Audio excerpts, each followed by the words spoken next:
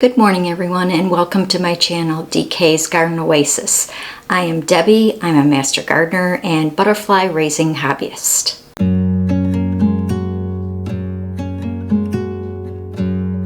This video is part 1 of 4 on how to raise monarchs. Part 1 will be general information about the monarch and also some host and nectar plants that you can plant in your garden. I'll also be talking about looking for your first egg and what that looks like, and some supplies if you wanted to start raising monarchs. Make sure you stay till the end where I share a butterfly quote and also a beautiful piece of art from a Facebook friend of mine. Part 2 will be about the monarch egg and the caterpillar. Part 3 will be about the pre-chrysalis and chrysalis stage, and then part 4 will be about tagging the monarchs. People often ask, how do you tag a monarch butterfly? In part 4 I will show you how to do that, and this is the stickers that are put on it. And again, I will show you more in depth on how I apply those to the butterfly, and in this video I will show you what it looks like on the butterfly. So make sure you hit the subscribe and notification bell for that future video. So before I get started with the video, I wanted to tell you about an amazing story that I experienced last year. So last August I was laying in bed not able to sleep, and so I checked my phone, and since I was heavy into raising the monarchs, I thought I would go to the Facebook page A Beautiful Monarch, where they have a lot of information and postings. So I did that, and I saw that somebody in Minnesota posted that one of her monarchs was found in Mexico. So I thought, why not look and just see if maybe one of mine was found. So I looked, and then I did a double take and a triple take, and I saw one of mine. It was, the sticker number was ACBM 486, and it was a female that I released on September 3rd, 2020. In the morning I had double checked again the list that I had, and sure enough it was one of my butterflies that was found in El Rosario, Mexico, over 2,200 miles away. I was beyond excited, and I don't know how they found the tag, whether it was on the butterfly or if it was just on the forest floor, but I was very excited that they did find it. So the next morning, after checking it again, I had posted on my Facebook page that one of my monarchs was found, and within days the media got a hold of the story, and I was contacted by the Chicago Tribune, and they did a wonderful article, WGN Radio, Fox Chicago in the Morning, and also Univision. I will try to post those articles and videos in the description box below. And here's a picture of one of the monarchs that I released with the same series of stickers, not the actual butterfly that was found, but one of them that had the same series of numbers. So how I got started. I always remember seeing butterflies and caterpillars and then putting them in a jar, and of course they didn't survive, but I just always liked capturing them. There was tons of them around back when I was little, but due to many factors, including loss of habitat or milkweed, pesticides, climate change, predation, there has been a 90% decline in the monarchs over the past 20 years. So I thought I would start planting milkweed to bring back more monarchs for everyone to enjoy. So about 7 years ago I planted milkweed, and I happened to be checking my garden and saw a pretty fat caterpillar on my milkweed plant. So I brought it in, and it went into its chrysalis shortly after, and then it emerged a couple weeks later, a beautiful female. And once I released that, that was it. I was hooked. So to get started, you need host plants and nectar plants for the monarchs. The only in my zone 5B native milkweed would be your common milkweed or Asclepias siraca, or swamp milkweed, Asclepias incarnata, or butterfly weed, which is Asclepias tuberosa. These are the ones that are most commonly found in my area, but there are others that you can purchase as well. I generally stay with the ones that are native to our area. For nectar plants, I like to plant for the 3 seasons, spring, summer, and fall, so they have a constant source of nectar. Here are just a few of the nectar plants.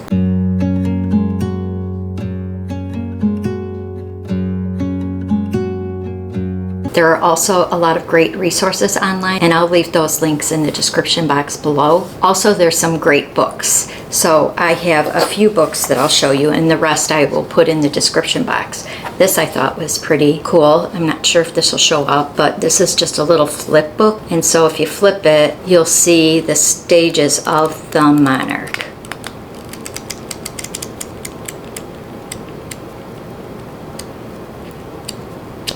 So that's pretty cool. This is a really good book, 100 Plants to Feed the Monarch.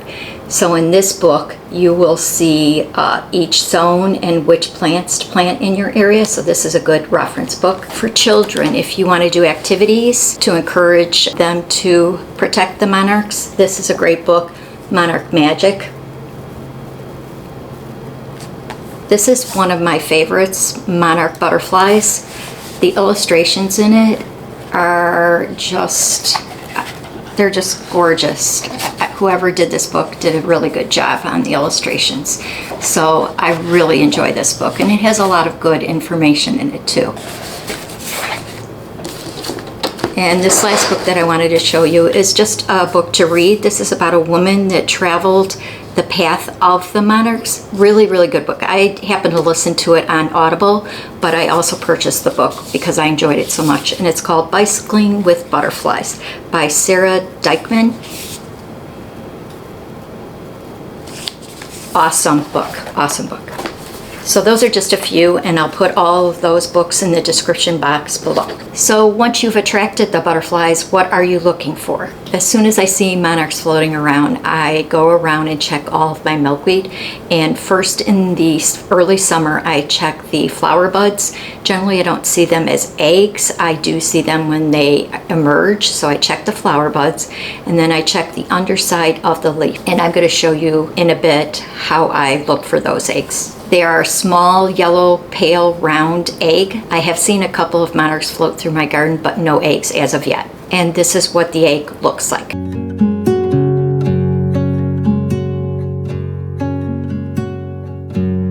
Right now I see a lot of ants, milkweed bugs, and aphids. Milkweed bugs are herbivores, therefore they just eat the leaves, stems, and seeds. The aphids suck the sap out of the milkweed leaves and stem and could cause flowers not to bloom or the seed pods not to form. They can even kill the plant. I generally leave nature take its course, but sometimes the milkweed plants are so infested with aphids, I either squish them, or you can make a solution with mild detergent and water, soapy water, and spray them. But before I do that, I make sure there's no eggs. The ants, which I've been seeing on my plants as well, will consume the monarch eggs. So I check daily in the morning and at night for any of the eggs. The ants have a symbiotic relationship where they protect the milkweed, destroying aphids in exchange for their sweet secretions called honeydew. I do try to spray with water in the morning and at night or pick them off daily, but it's only a temporary solution. If you have ladybugs, which I generally do, right now I don't see any, but they will eat the aphids. I'll be talking about the other predators that you're going to see around your milkweed and the caterpillars.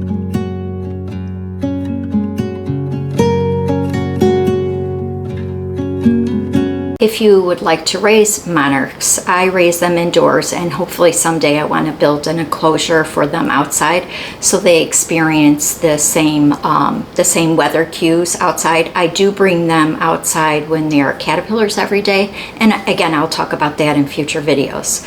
But when I first see the egg, I do bring them in, and so the first thing that I do is I bought these from Walmart. They're just little school supply. What I do is I just take damp paper towel and I put it on the inside, wrap the milkweed leaf in it so it stays fresh, and then I close it up. I usually keep them in here till when they're the second instar. And then I put them in a mesh enclosure like this. And you can find this on Amazon. And then I bought these a few years ago, and again, I don't know if they have this floral stand, but they do have other stands, and I will post those in the description box. And then I have floral tubes, put that in there, and put the milkweed in with water. I do change it twice a day, and so that's what I do after they hatch. But since this is the first video, generally what you need is the enclosure, and I bought these little boxes, but you can use little, I guess some people buy little plastic cups that they put the eggs in as well. So whatever you're using, all you need is something to put the egg in and make sure the milkweed stays fresh. Now I'll show you in my garden my 3 types of milkweed and how I look for eggs. Okay, we're outside now. And excuse the weeds, I do have to clean up all these weeds, but this is common milkweed. And so there's no blooms on it right now. Usually the blooms are right on the top here. So what I do is I check under each leaf and check to see if there's anything on them. So far I don't see anything but some ants. You can see it. I don't know if you can see the ants crawling around. Yeah, there's some ants crawling around on this. So they're just looking for some aphids. And on this milkweed, I don't see any aphids. I will show you on the swamp that I do have some aphids on it.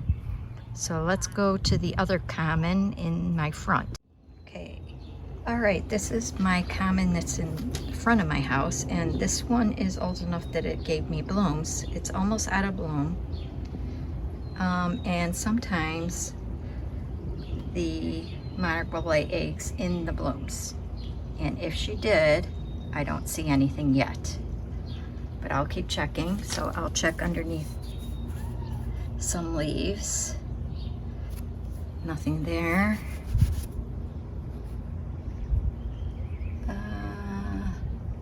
There's something right there, but that does not look like a monarch egg. That looks like another insect. Sometimes I have taken them in and it ends up not being anything.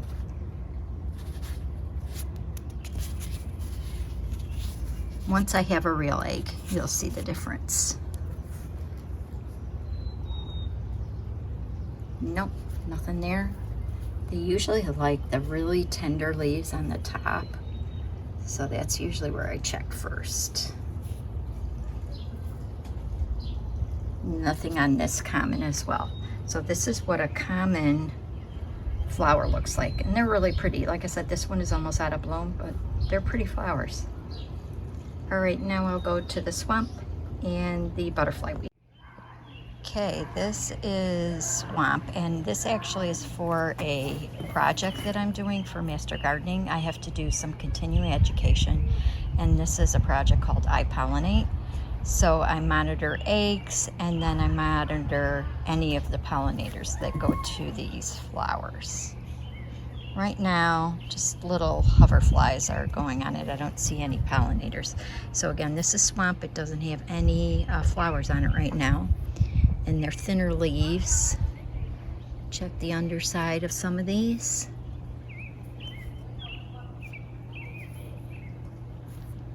And I don't see anything yet. And I'll go check into my backyard. I have another swamp and some butterfly weed. This is another swamp, and this has a tiny flower on it.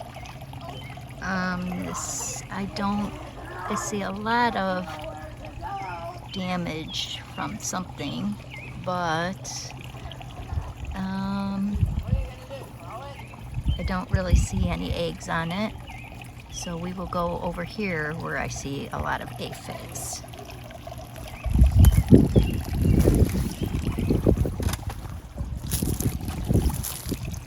This, sorry about my shadow. This is aphids. See all those orangey? And that might be what's destroying. So what I do is I just squish them.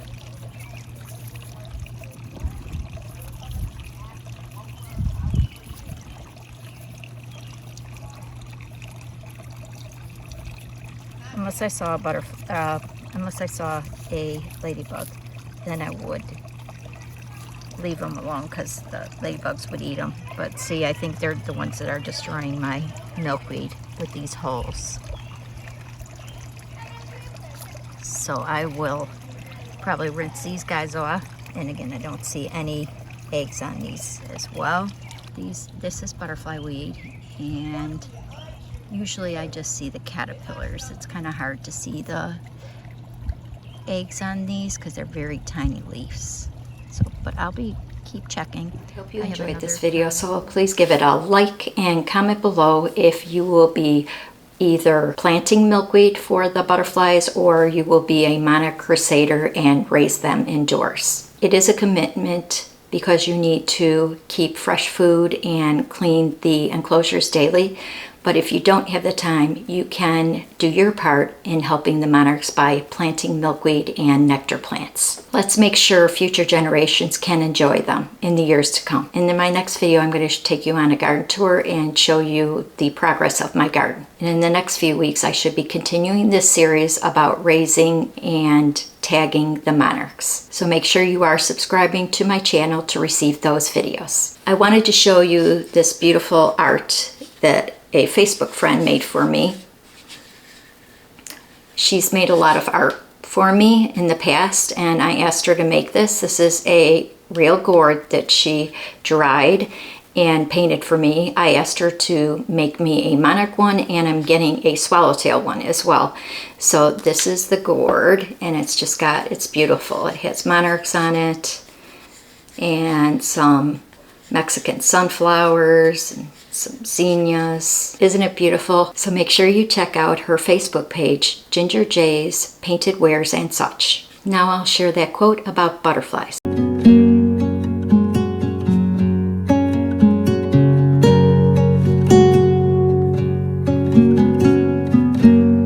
Thanks for watching and happy gardening. Bye-bye.